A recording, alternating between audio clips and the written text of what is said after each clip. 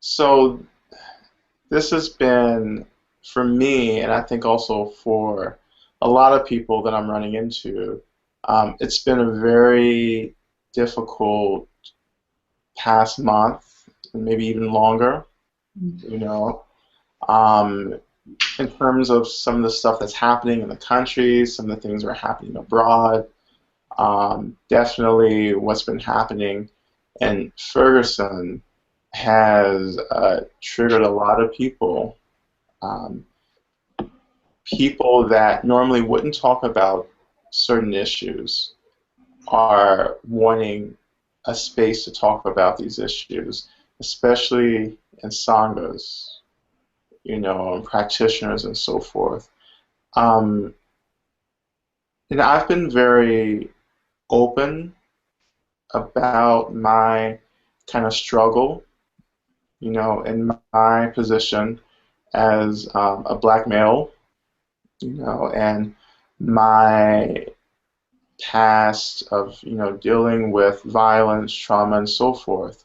So what I'm experiencing when I open up about this, especially around other white practitioners, the response isn't necessarily negative, but the response is, you know, Rod, I love you, and that's it.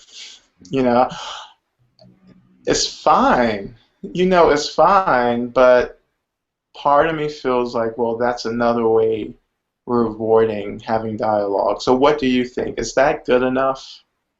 In our sanghas, Hmm. I know they love me. I Right, know that's right. present, but I kind of think, well, so, Yeah, as you were speaking, the word that came to my mind when you said, people said, Rod, I love you. And I've seen some of those Facebook posts and some of those responses, and the same word came up, was like, okay, hmm that's insufficient.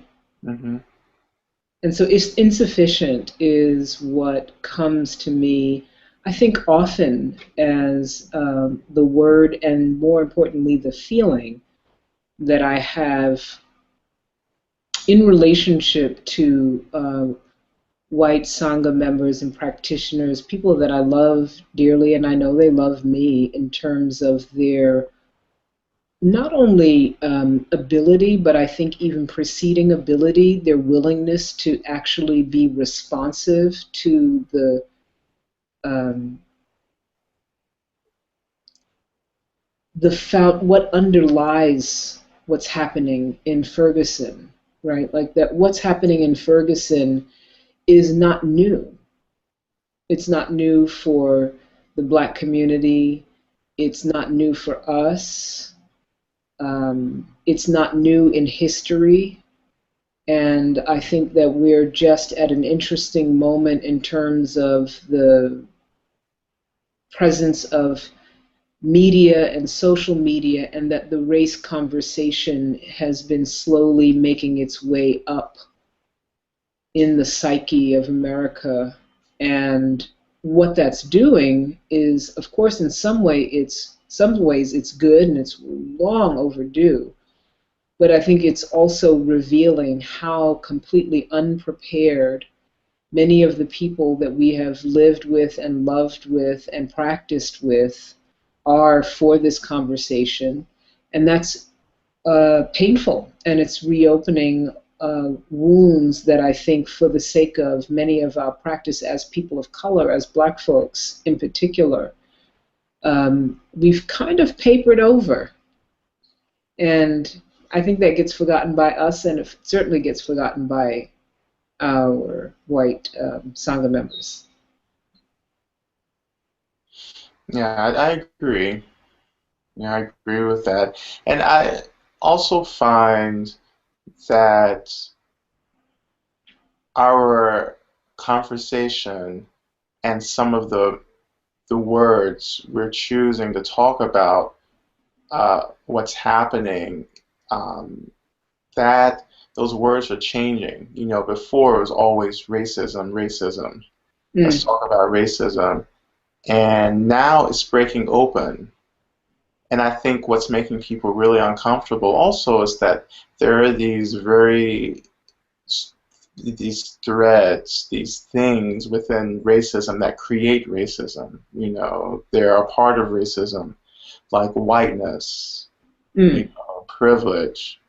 Mm. Uh, on my end, I've been really connecting with words like trauma, you know, inferiority, internalized violence. And that shift has happened in a way that I'm really connecting to these things, you know. And when I started connecting in that way, of course, I'm practicing this level of vulnerability within my practice group, within my Sangha. And what's happened is I think people are responding to that, you know, and really taking that step and looking at parts of themselves that have remained unexamined. And I think privilege and whiteness for white practice, for white Sangha members have is coming up in a very strong, direct way. Um, so in terms of that, how do we function as teachers of color within that kind of environment where, you know, how do we guide that work for white practitioners who are connecting to this reality of whiteness and privilege for the first time? I think before I say something to that, what really I want to like lift up like inferiority and superiority Uh-huh. as particular words and concepts that have escaped the conversation for so long. I think that both the word racism and the word supremacy have been relegated to something other than what we are for Mm-hmm. white practitioners and for white folks in general in America. And so, in some ways, that's where the conversation has been elusive. And hegemony has also been really, really big for me in terms of helping to understand the construct, like what is actually happening and what it is that we're up against that actually creates trauma, what it is that we're up against and that we're constantly bumping into. Because I think that people tend to think of racism in terms of overt acts or words spoken that one can point to, rather than understanding the nature of culture and the waters in which we swim. That the waters in which we swim, it is a hegemonic culture of whiteness. And I do believe that many of our co-sangha members and students are coming into contact, maybe for the first time in a sustained way, with the possibility of that being real. And I think when you said, well, I use words like trauma, one of the most important things to me about this whole thing is that the recognition, if we're really digging into our practice, is that once we get to words like trauma, once we get to words like inferiority and superiority, I think that it starts to break open the realization that um, there are things that white folks are suffering too as a result of this. And so that's really where I've been in terms of this overall conversation, is just being, as you are, really plain spoken about what it is that is present and what is the lens through which we have to navigate the world, not only as Sangha members, but as leaders of communities. And this is new and different, and you and I've talked about this because we're in the uniquely privileged position to be U.S. born people of color, black folks that are leading communities, and it is strikingly rare. And that is actually both giving us a platform to even have these conversations, but these were the conversations that we were having and had to deal with all along. And I think that that's also been missing. And so I think that there's a lot of energy that comes up. To your specific question, I don't know that it's mine to deal with. And I think that that's kind of the conversation that really needs to be had is it needs to be dealt with, but is it ours to deal with? Right.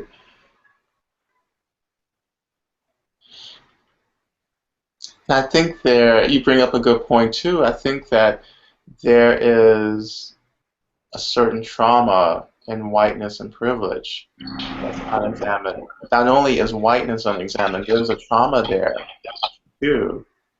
And you begin to That's sense that with people when they start connecting to the reality. I've been very fortunate very lately to have very honest conversations with white practitioners who are opening that space up and stepping into that space. And the most transformative practice that I've seen people engage in lately has been the practice of simply witnessing and allowing that grief, that guilt, the sadness to surface and to be there, and practicing and holding the space for that to be there. And that's so important for us all to do, of color or not of color, is that we need to connect to that energy, that really uncomfortable stuff. And first of all, acknowledge that it's there and just stop running away from it. You know, um, we get so. Mhm.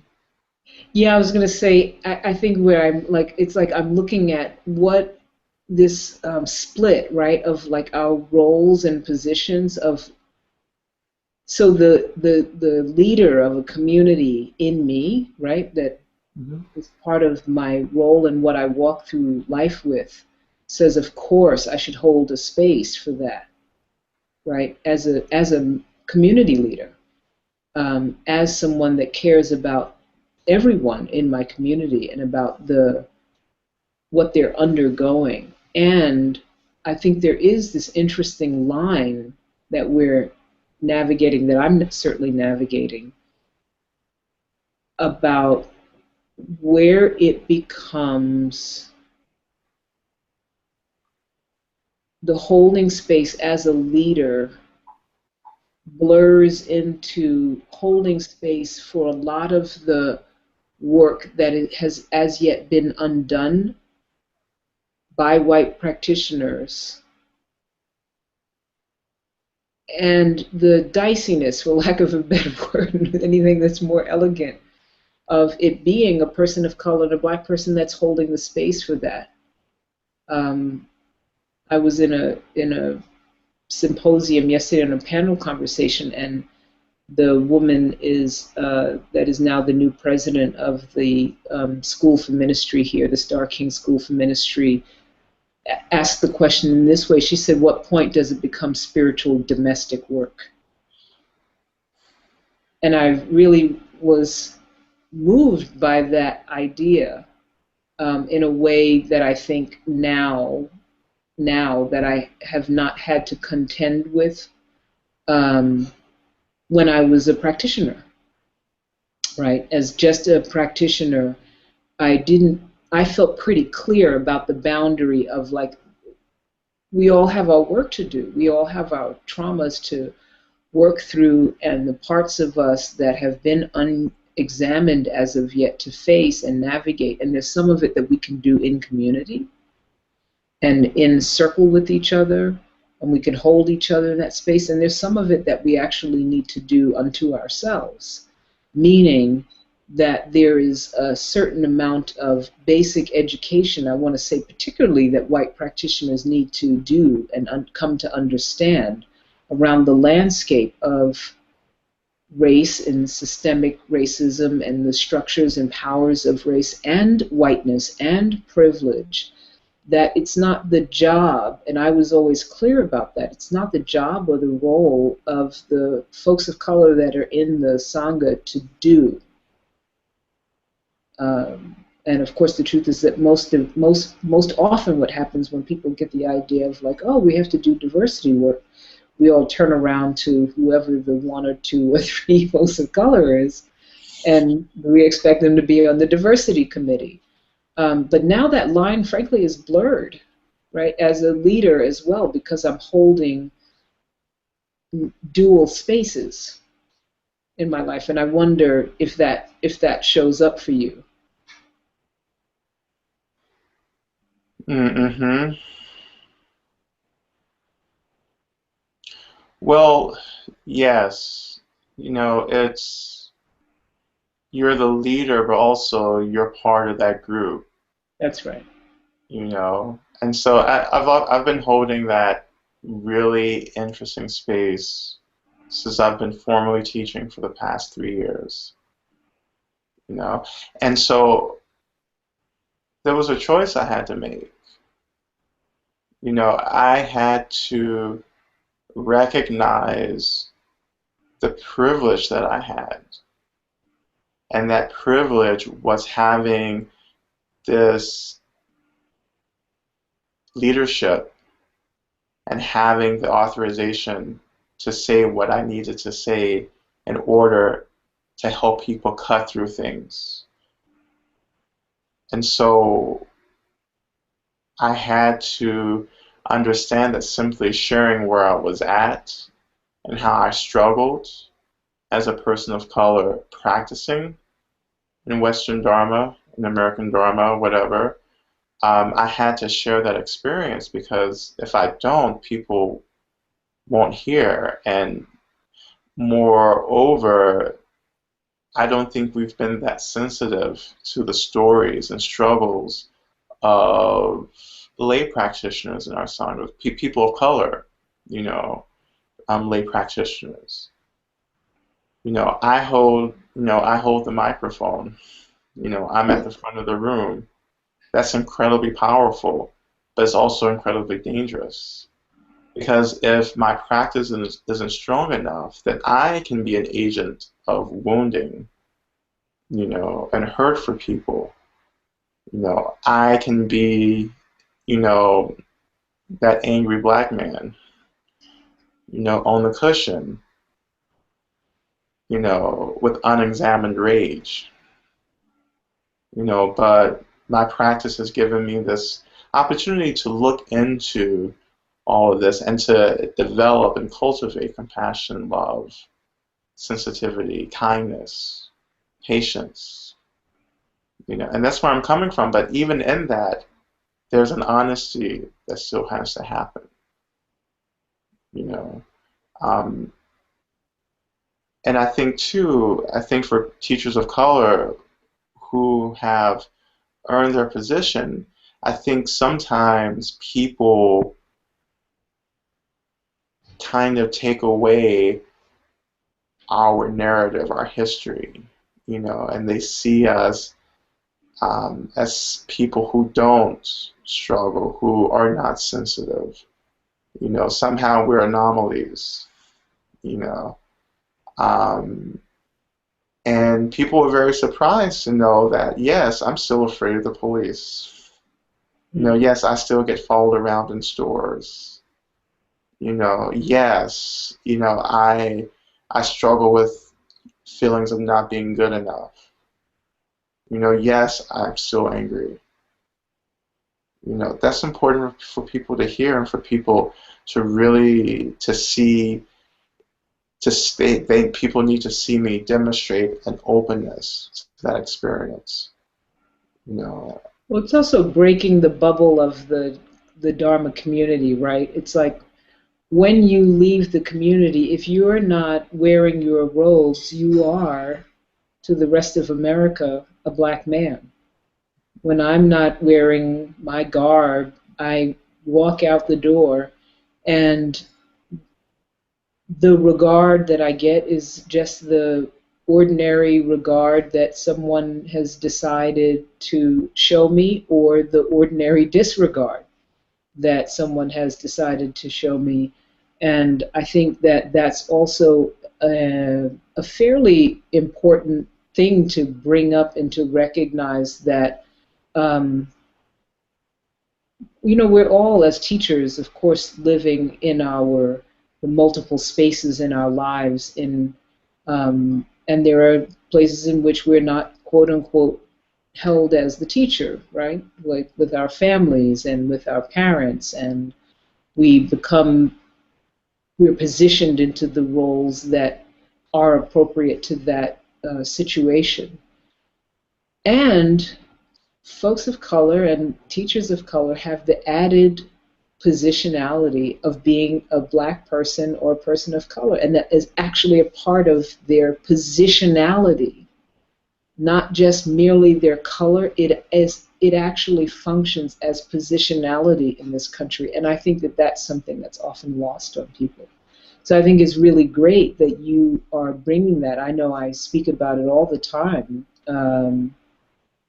And I'm pretty vociferous about the things the encounters that I have with with Dharma practitioners, how they regard me, or how I notice they disregard or are inappropriate at times to my role as a teacher, because actually what they're doing is relating to me as a black person. So sometimes, um, as a person that has grown up in my tradition, I can see distinct differences in the way that people will relate to me, regardless of the role that I have as teacher. And an example of that would be like sometimes there's like an over familiarity, right, where I'm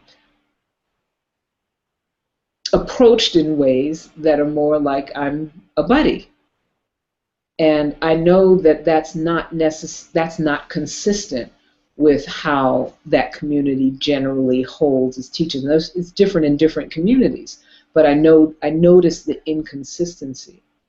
And I think that what's tricky, and I don't know if you have this, is that naming that is folded both into, right, the discourse in your narrative as a person of color, like that's just real for you, but it's folded into or held up against the fact of your being a teacher, and what is the line in terms of your sharing it, because as you said, you hold the microphone. We hold the microphone in that position, and so we have relative power in that sense. And so sometimes it's like, because there's so much work that has not been done and so much has not been addressed in particularly largely or uh, in overwhelmingly white sanghas, that our narrative actually becomes danger unto itself. The sharing of the narrative is viewed, not that we're attempting to hurt or to harm, and we can be as careful as we may want to be, but if we're being true to ourselves and not disappearing our narrative,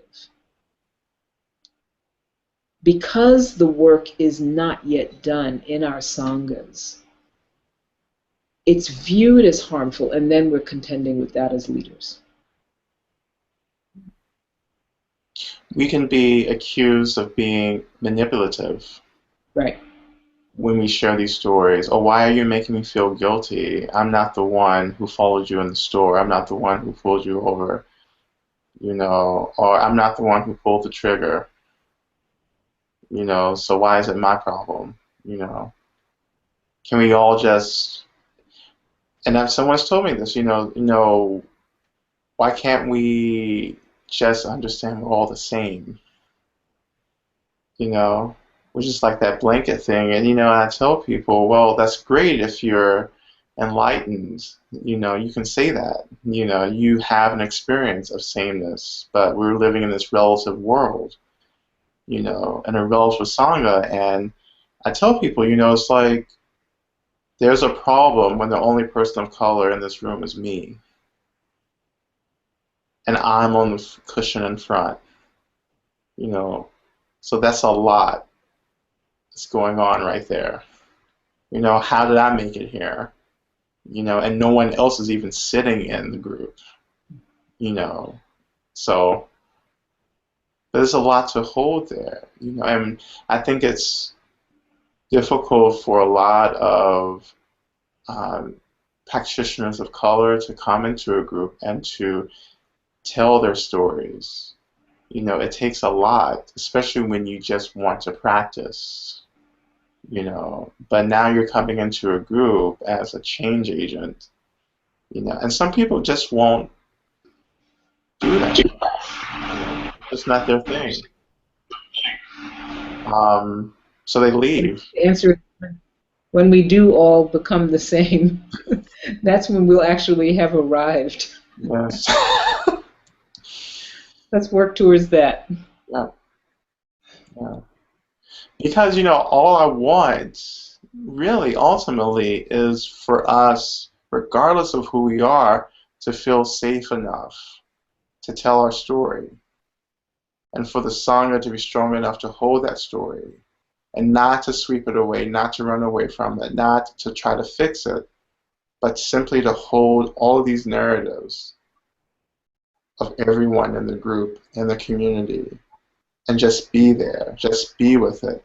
First of all, that's the transformative, part of this for me. And we're nowhere near that. And we talk about diversity, we talk about inclusion, that's fine, but like we're trying to do basic practice of holding the space.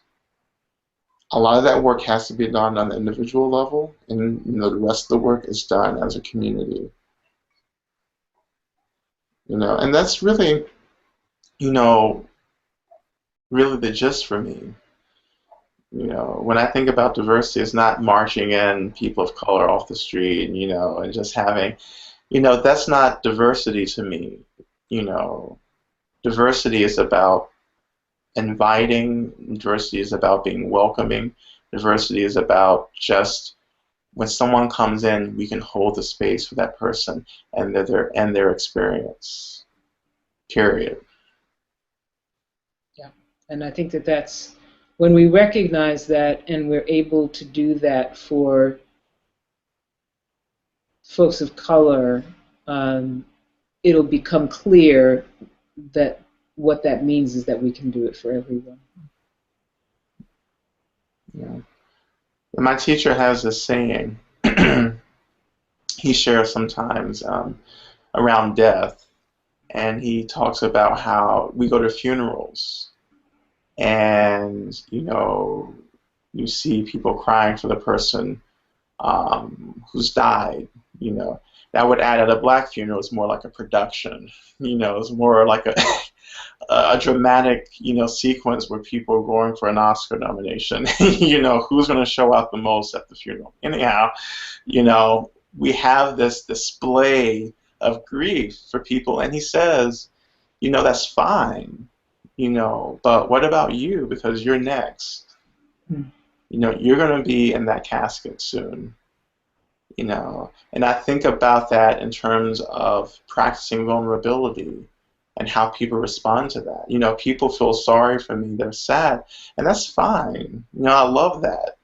That's, I would expect that because I'm sharing this with you, and you're my friend, you're my family, and of course I know you feel that way, but I'm doing this because I want you to have the same practice for yourself.